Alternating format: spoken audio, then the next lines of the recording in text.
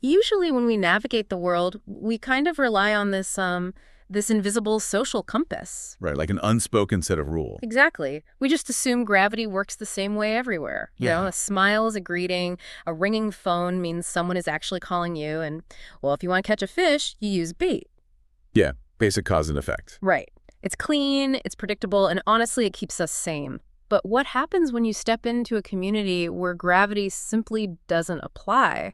Oh, man. Like where you're waiting for the apple to fall, and instead it just sort of floats away. Which is an incredibly disorienting feeling. It really is. And that is exactly what we are getting into today. Welcome to today's deep dive. We are taking you on a really wild, honestly highly absurd ride into the extremes of culture shock. I mean, we're talking about the kind of culture shock where your baseline reality is just entirely dismantled. Yeah, ripped right out from under you. Precisely. We are pulling from some really incredible source material today. We've got excerpts from music producer Kenny Denton's memoir. It's called There Ain't No Rules in Rock and Roll Louisiana. It's a strange old place to be. Such a great title. It really sets the tone. Yeah. So we're looking at his experiences in mid-90s rural Louisiana. Deep in the Bayou. Yeah, exactly. And our mission today is to figure out how outsiders process the totally bizarre logic of a deeply closed-off environment. And, more importantly, how you survive when you are officially the alien in the room. Okay, let's unpack this, because if you've ever walked into a new job or like a new social circle or even just your new partner's family Thanksgiving. Oh, the Thanksgiving dynamic is so real. Right. You just realize you are completely clueless about the unwritten rules. If you felt that, you are going to absolutely love this deep dive. Oh, yeah. So to understand an alien culture, you first have to survive the initial physical encounter. The first contact. Yes, first contact. And Kenny's introduction to rural Lafayette is just a masterclass in tension. It really is. So he and his wife, Sue, are waiting for his artist, Toby, to set up for a daytime gig in this market square. Just a normal afternoon. Right. So they do what anyone would do to kill some time. They duck into a nearby bar for a quick beer. But we have to keep in mind, ducking into a dive bar in mid-90s rural Louisiana is a fundamentally different proposition than, say, popping into a pub in London or a cafe in New York. Totally different universe. Exactly. The environment is entirely unregulated by mainstream social conventions. Yeah. The source describes this specific bar as just overwhelmingly dark and really uninviting. This sounds super sketchy. It does. And Sue, who clearly possesses excellent survival instincts, she immediately chooses a small table right by the front door. She is factoring in a hasty exit from minute one. I love that. Oh, she is reading the room before the room even does anything. Smart lady. So meanwhile, Kenny is practically feeling his way to the bar in the dark just to order a drink. And then we get the inciting incident. The door creaks open. In walks a man who, well, as Kenny puts it, looked like he could have stepped straight off the set of the movie Deliverance. Wow. Yeah. No banjo, but the terrifyingly rugged vibe is absolutely there. And apparently the whole room just seems to tense up. The locals know. Exactly. And this guy's eyes lock onto Kenny and Sue instantly. Uh-oh. He doesn't go to the bar. He bypasses everyone else, walks over to their table with this incredibly deliberate, unsettling calm, and he just leans in. See, the physical mechanics of this encounter are what make it so fascinating to me. How so? Well, he doesn't shout, right? He doesn't threaten them verbally. He just bypasses all the standard aggressive protocols and goes straight for an extreme violation of personal space. Yes. He leans in until his face is literally just inches from Kenny's. Inches? Inches away.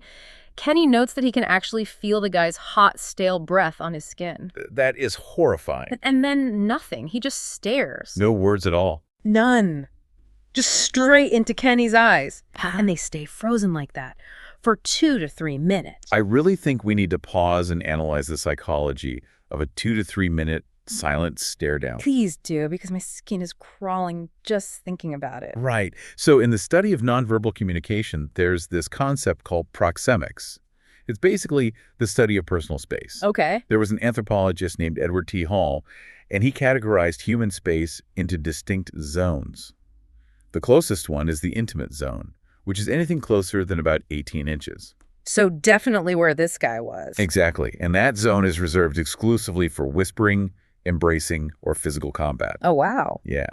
So when a stranger violently breaches your intimate zone and just holds it there, your brain immediately dumps cortisol and adrenaline into your system. So you're just pure fight or flight. Entirely. I mean, Yeah. think about it. In a normal social setting, a 3-second pause feels a bit awkward. Sure. A 10-second pause feels actively hostile. Yeah, that's way too long. So a 3-minute silent stare down, inches from someone's face, that is a psychological eternity. It is the longest, most agonizing elevator ride of your life. Except, the other person isn't politely looking at the floor numbers.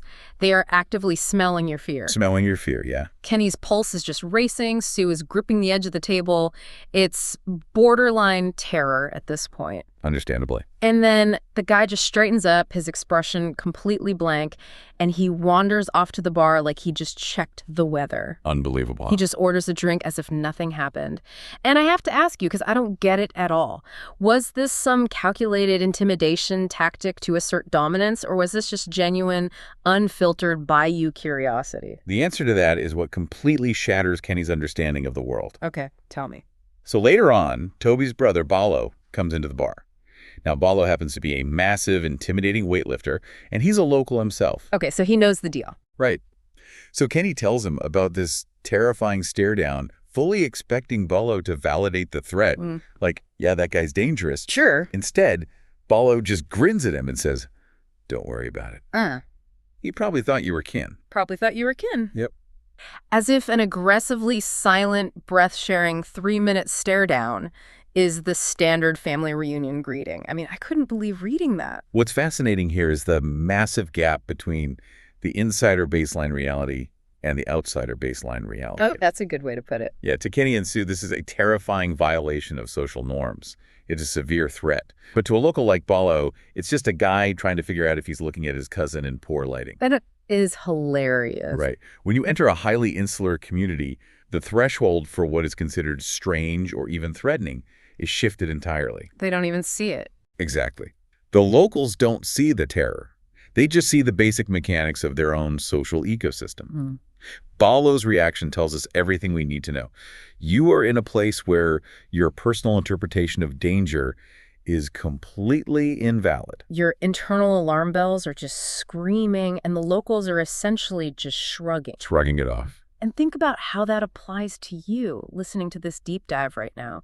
Have you ever joined a new company, sat in on your first meeting, and watched two executives absolutely scream at each other? Oh, I've seen that. And then they just go get coffee together 5 minutes later. Like nothing happened. Right. You're sitting there totally traumatized, and your new coworker just leans over and says, "Oh, that's just how the marketing team brainstorms." Yeah. Your reality and the local reality are not matching up at all. Not at all. And in this Louisiana town, that disconnect doesn't stop with body language.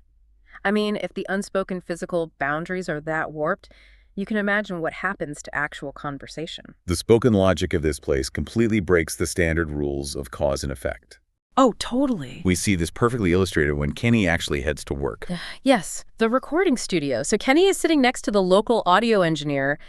The music is blasting out of the monitors. I mean, it is deafeningly loud. As recording studios often are. Right. And right next to the engineer on the mixing desk is a telephone. Now, because you obviously can't hear a phone ring over blasting rock music, the phone has this massive red light on it that flashes violently to say, "Hey, answer me." Which is a very practical, engineered solution to a specific environmental problem. On paper, yes, it makes perfect sense. But in practice, the red light starts flashing. So Kenny, being a helpful outsider who assumes that phones exist to be answered, he shouts over the music, "The phone's ringing." Naturally. And the engineer, completely unbothered, yells back, "What's that now?" You can't hear him. So Kenny points at the flashing red light and yells louder, "The phone's ringing." And the engineer, again, just yells, "What's that now?" It's a complete communication breakdown happening at maximum volume. Kenny describes it as a tennis rally that would have earned a standing ovation at Wimbledon. Just back and forth screaming over the music. I could just picture it. Finally, the engineer begrudgingly turns down the volume, picks up the receiver, and gives this incredibly dramatic answering routine. JD's studio. Very professional. Right. He listens for a second, looks at Kenny with completely glazed eyes, shakes his head, and says, "Nope, no one there." Strange, that happens all the time. Happens all the time. Yes. The sheer resignation in that statement is brilliant. He says it happens a couple of times a day. And here's where it gets really interesting. The engineer is completely unbothered by the absurdity of a phone that only rings when no one is there. Not bothered at all. He has just accepted it as a permanent feature of his reality. If we connect this to the bigger picture, this is a phenomenal illustration of how standard logic is suspended in closed environments. How so? Well, in Kenny's world, and in yours and mine, a ringing phone implies a caller. It's basic cause and effect, action, reaction. Right, if it rings, someone's on the other end. But in this specific room in Louisiana, the flashing red light has been entirely divorced from its original purpose. It no longer signifies an incoming call. It's just the thing the room does now. Like, I don't know, a drafty window or a flickering fluorescent light. It's literally just ambiance. It is ambiance. Yeah. And the humor of the situation comes from the fact that Kenny keeps trying to force his logic onto the room. Yeah. By continuing to shout about the phone, Kenny actually becomes the disruptive element. He becomes the crazy one. Oh, that's such a good point. Yeah, in an ecosystem where a phantom ringing phone is a known and accepted daily occurrence, the guy frantically pointing at it is the one violating the social contract. That is so true. He is trying to fix a problem that the locals don't even recognize as a problem. Exactly. And it perfectly sets up the catch of the day story, which is perhaps my favorite moment in the entire text. It takes that suspension of logic to an entirely new level. Oh, the arrival of Lester. Yes, Lester. So Lester is the engineer's friend who casually pops into the studio.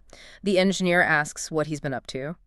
Lester says, "Been doing a lot of fishing." A classic Bayou pastime. Sure. So the engineer asks what's biting. Lester just shrugs and says, "Nothing. Haven't caught a thing in 3 weeks." Which, sounds like a totally normal fishing complaint. Totally normal. So the engineer asks, "What bait are y'all using?"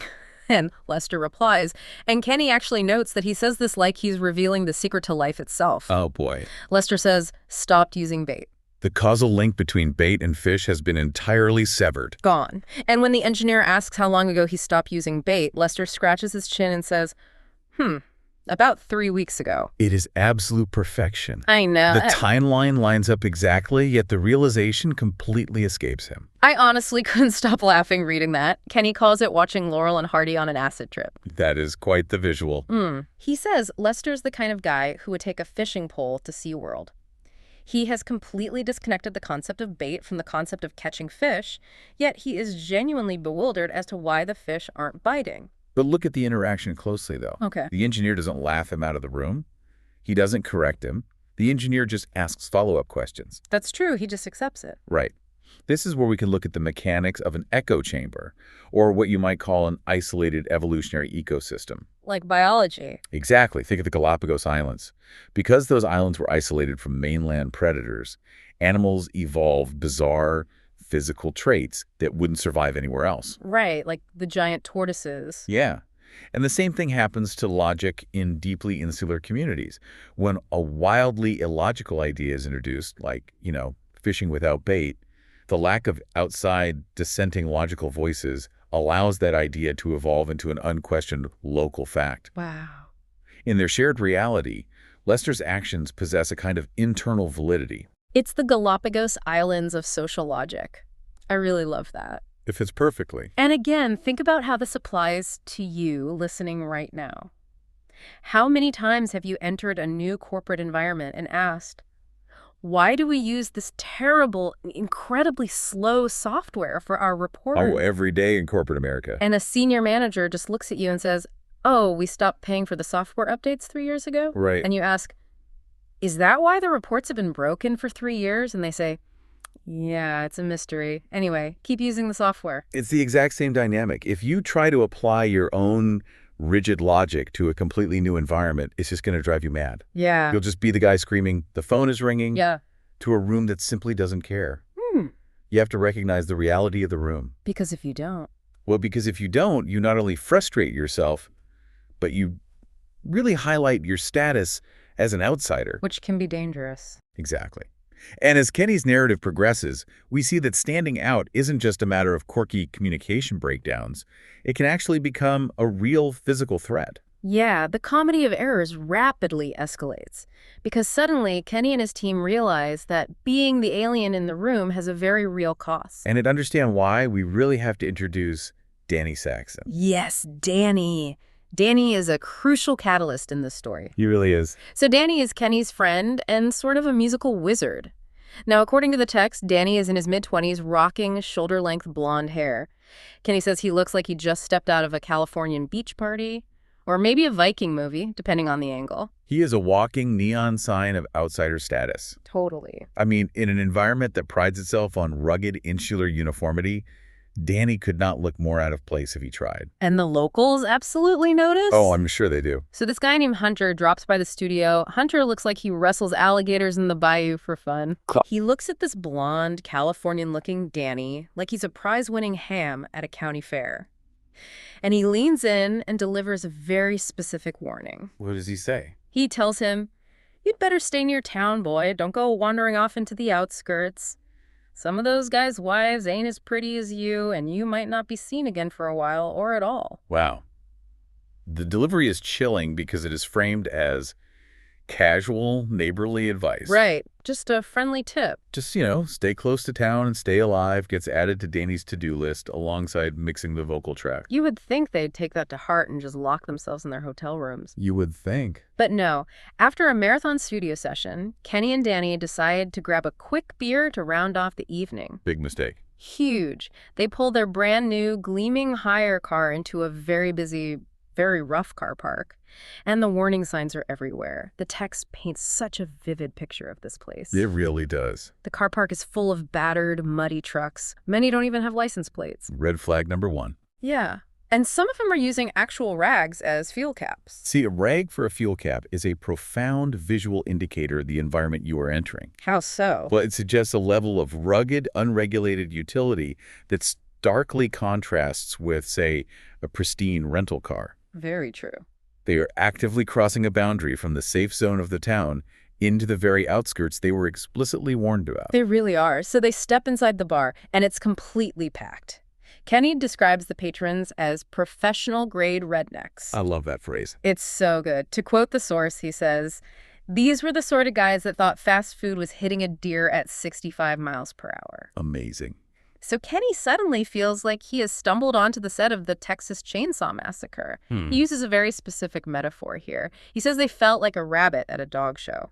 That metaphor perfectly encapsulates the ultimate manifestation of the outsider experience. A rabbit at a dog show. Yeah, because a rabbit at a dog show isn't just out of place.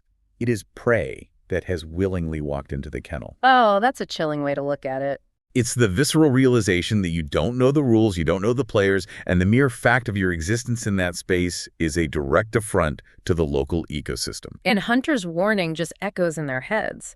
So Kenny leans over to Danny and whispers, "Dan, drink up. I think we should leave NOW." Time to go. Yeah, so they execute the great escape. But earlier, in his infinite wisdom, Kenny had parked their gleaming rental car facing a solid brick wall. Oh, no. Which means a quick getaway is impossible. They have to back out. Yes, slowly. Slowly. So they get in the car. Kenny puts it in reverse, and as they inch backward, two sharp sounds like gunshots ring out in the dark car park.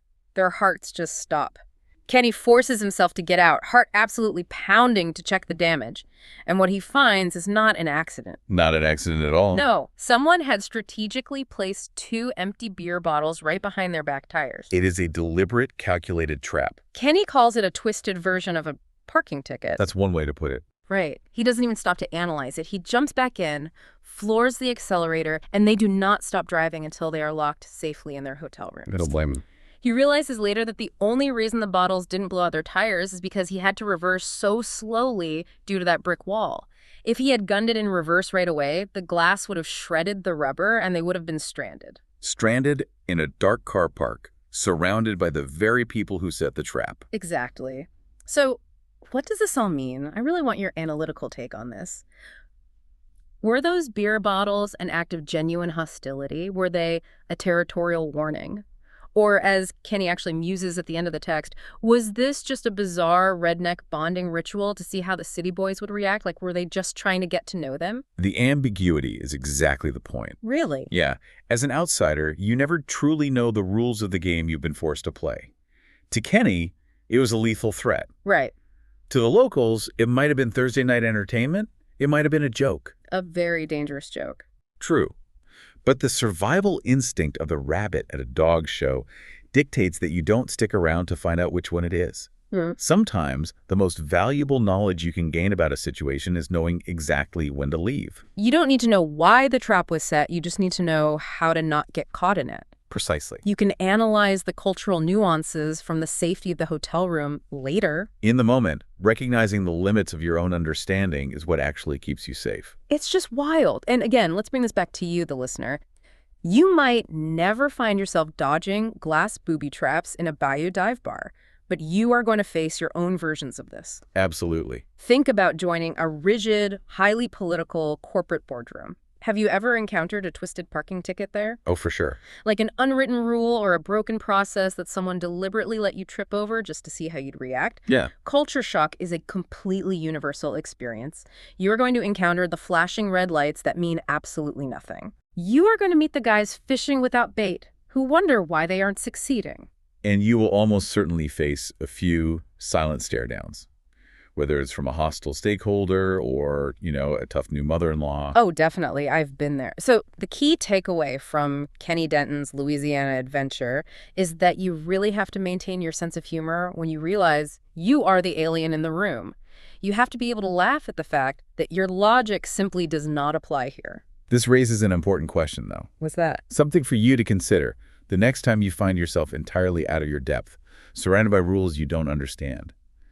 What if the bizarre, terrifying behaviors we encounter in these closed-off communities aren't actually designed to keep outsiders out? Wait, what do you mean? Well, what if those twisted booby traps, the nonsensical logic and the aggressive silent stares, are actually their unique, albeit terrifying way of testing you? Testing you. Yeah. To see if you have the grit, the humor, or the situational awareness to be worthy of being invited in. Wow. If you can survive the stare, maybe you actually get to be kin. Exactly. I love that. So next time you walk into a room where the apples float instead of fall, don't try to force gravity to work. Just sit back, dodge the beer bottles, and enjoy the show.